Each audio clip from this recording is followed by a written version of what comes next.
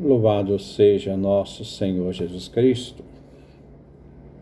Nós vamos dar continuidade à nossa leitura do Apocalipse de São João. Estamos no capítulo 11, do versículo 11 a 19. Trabalhamos o nosso 30º encontro. Vamos ouvir primeiro a leitura e depois nós vamos fazer o nosso comentário.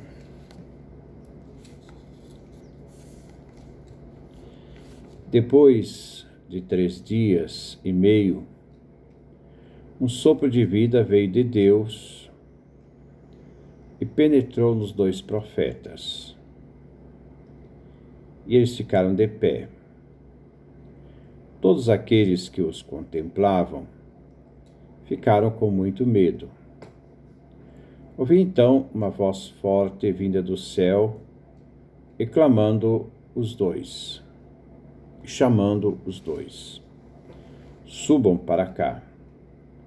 Eles subiram ao céu na nuvem, enquanto os inimigos ficaram aí olhando. Na mesma hora aconteceu um grande terremoto. A 10ª parte da cidade desmoronou. E 7.000 pessoas morreram no desastre. Os sobreviventes ficaram apavorados e deram glória ao Deus do céu. Isso que se passou foi o segundo ai. E o terceiro já vem chegando bem depressa.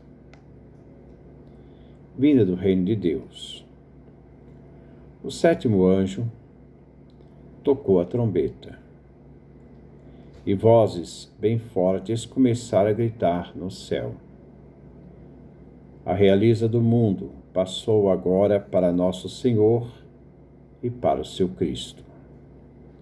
E Cristo vai reinar para sempre. Os 24 anciãos que estão sentados em seus tronos, diante de Deus, ajoelharam-se e adoraram a Deus. Eles diziam: Nós te damos graças, Senhor Deus Todo-Poderoso, aquele que é, aquele que era. Porque assumiste o teu grande poder e passaste a reinar. As nações tinham se enfurecido, mas chegou a tua ira, e o tempo de julgar os mortos, e dar recompensa aos teus servos, os profetas, aos santos e aos que temem o teu nome, pequenos e grandes, e o tempo de destruir os que destroem a terra. Abriu-se então o templo de Deus, que está no céu. Apareceu no templo a arca da aliança. Houve relâmpagos, vozes, trovões, terremotos e uma grande tempestade de pedra. Este é o texto que nós vamos refletir hoje. Comecemos com o versículo 11 do capítulo 11. Ele é a continuação das 2 testemunhas dos mártires que foram mortos e agora revivem. Depois de 3 dias e meio, um sopro de vida veio de Deus e penetrou nos 2 profetas, as testemunhas, e eles ficaram de pé. Todos aqueles que os contemplavam ficaram com muito medo. A alegria e vitória do mundo durou pouco. Depois de 3 dias e meio, Deus dá novo sopro de vida aos profetas. Os corpos dos profetas novamente se colocam de pé. A inspiração vem de Ezequiel, quando Deus sopra a vida aos ossos secos, que recobram a vida e se colocam de pé. No livro de Ezequiel, capítulo 37, versículo 14, Javé diz: Porém meu espírito em vós e viverão. e refere ao espírito de vida do Apocalipse, capítulo 11, versículo 11, que se refere ao Espírito de Deus. Todos os que contemplaram os dois profetas mortos, que agora estão vivos de pé, são apoderados de um grande temor, um grande medo. O assassinato era visto como último recurso, mas os profetas se levantam. A ressurreição da igreja revela que Deus tem autoridade final sobre a vida e a morte. Os profetas vão para junto de Deus. Versículo 12. Ouvi então uma voz forte vinda do céu e chamando os dois: subam para cá. Eles subiram ao céu na nuvem, enquanto os inimigos ficaram aí olhando. Aos mártires profetas se pede que subam ao céu. Uma voz do céu os convida a subir. Eles sobem aos olhos dos inimigos. Eles sobem ao céu, isto é, para o interior do céu, numa nuvem. As duas testemunhas ouvem a voz, provavelmente também todos. O triunfo dos testemunhos não é um arrebatamento secreto, mas algo claramente visível a todos. A subida deles se assemelha à ascensão de Jesus dos Atos dos Apóstolos, capítulo 1. Versículo 13. Na mesma hora aconteceu um grande terremoto. A 10ª parte da cidade desmoronou. E 7.000 pessoas morreram no desastre. Os sobreviventes ficaram apavorados e deram glória a Deus do céu. No momento em que os mártires são levados ao céu, um grande terremoto sacode a cidade de Roma, deixando 7.000 mortos. O profeta Ezequiel, no capítulo 38, capítulo 38, versículo 19 a 20, anuncia um grande terremoto que precederá o fim. O profeta Zacarias diz que o Monte das Oliveiras se dividirá em dois, de leste a oeste, quando Deus regressar para guerrear contra as nações inimigas. Zacarias também, no capítulo 14, versículo 1 a 4, que nos faz, então, essa referência. O número 7.000 quer somente indicar o número de pessoas que morreram em Roma. Ele não é simbólico. O fato dos mártires retornarem à vida infunde pavor nos corações dos inimigos. Eles são levados a dar glória a Deus. Isso não significa conversão. Dar glória a Deus, quando o temor mais absoluto os impede de reconhecer que o verdadeiro Senhor é o Cristo e não a besta. Aqui está muito afastado de um arrependimento condizente à salvação, de voltar a Deus e louvar a Deus, por aquilo que Deus é e pelas suas obras. Versículo 14. Isso que se passou foi o segundo ai. O terceiro já está chegando bem depressa.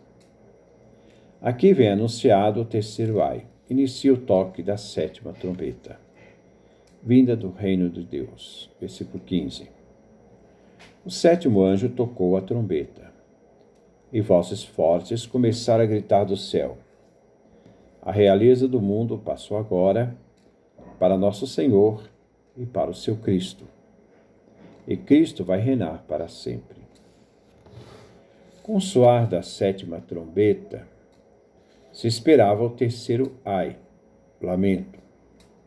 Mas no lugar do lamento se ouve vozes no céu.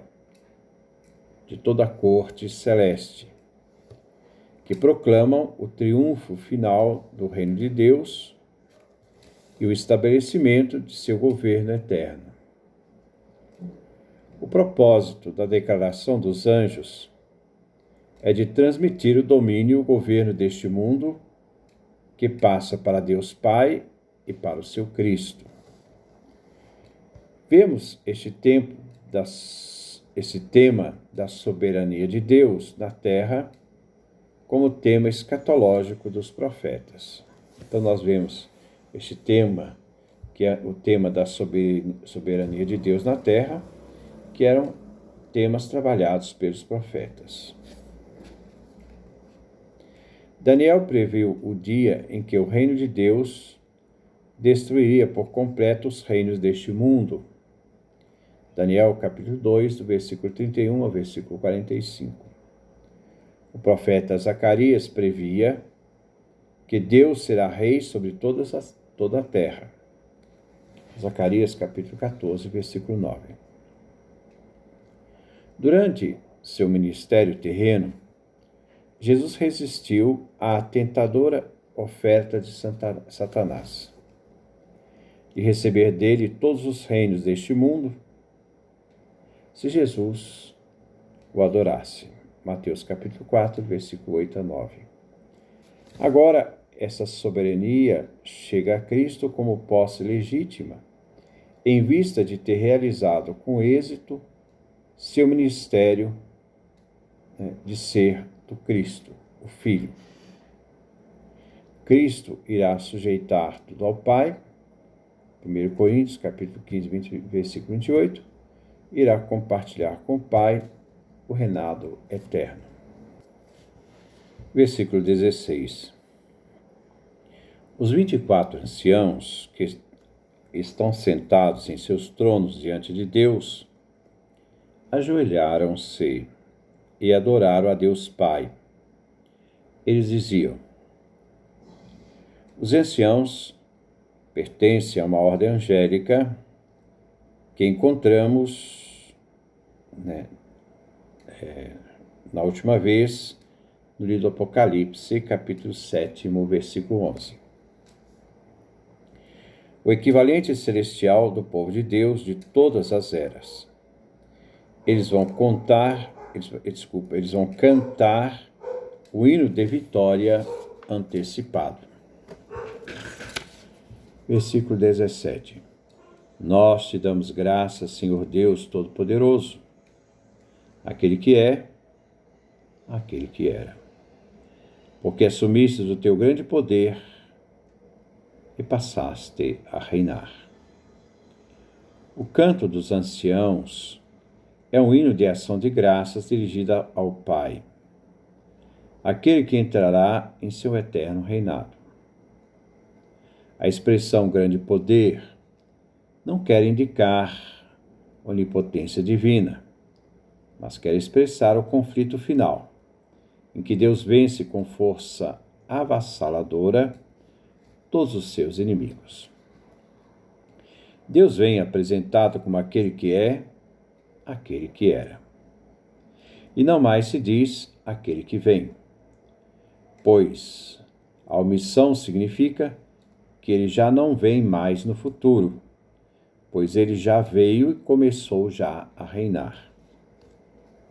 Versículo 18.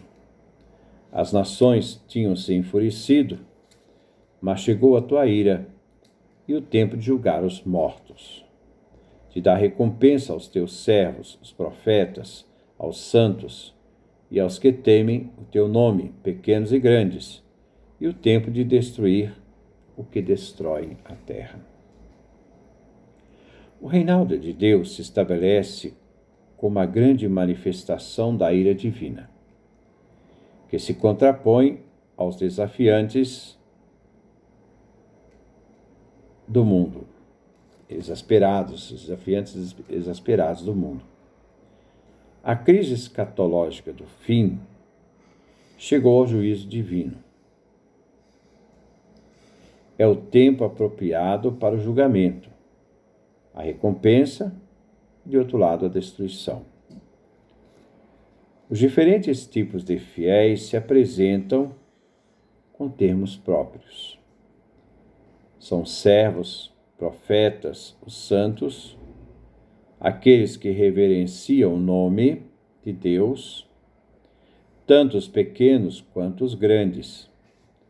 Os profetas e os santos são todos aqueles que temem o nome de Deus. A consumação não só vai trazer recompensa aos fiéis, mas também a destruição para quem destrói a terra, aqueles que lhes causam estragos. A estes está reservada a ira de Deus, que é justo. Os destruidores da terra são os dirigentes do Império Romano e todos os que servem os propósitos do Império. Versículo 19. Abriu-se então o templo de Deus que está no céu, e apareceu no templo a Arca da Aliança. Houve relâmpagos, vozes, trovões, terremotos e uma grande tempestade de pedra. Este versículo é uma resposta ao canto dos anciãos, dos versículos 17 e 18. A Arca da Aliança corresponde com a recompensa dos fiéis e os transtornos cósmicos. É o início do derramamento da ira divina. O santuário que se abre para o aparecimento da Arca da Aliança não é um templo terreno, mas o santuário do céu, que também encontramos no livro do Apocalipse, capítulo 15, versículos 5 a 8, no Apocalipse, capítulo 21, versículo 22. Deste lugar santo procede tanto a promessa divina do amor de Deus, como a manifestação da justa ira divina. Apocalipse, capítulo 16, versículo 1. A Arca da Aliança é símbolo da fidelidade de Deus para realizar as promessas de seus pactos. Diante dos dias de ira que estão se aproximando, os fiéis necessitarão da certeza de que Deus levará com segurança estes fiéis à eterna recompensa. A Arca da Aliança no Antigo Testamento era símbolo da permanência de Deus junto ao seu povo. Toda esta cena do versículo 19 é uma recordação de que Deus vai cumprir fielmente as promessas do seu pacto e irá destruir todos os inimigos do seu povo. Ao aparecer o templo e no templo a Arca da Aliança, houve relâmpagos, vozes, trovões, terremotos, grande tempestade de pedra. Houve uma grande teofania, manifestação de Deus, típicas da autorrevelação de Deus, que irá exercer o seu juízo na história. Que Deus nos dê a sua graça, a sua bênção, sua face resplandeça sobre nós.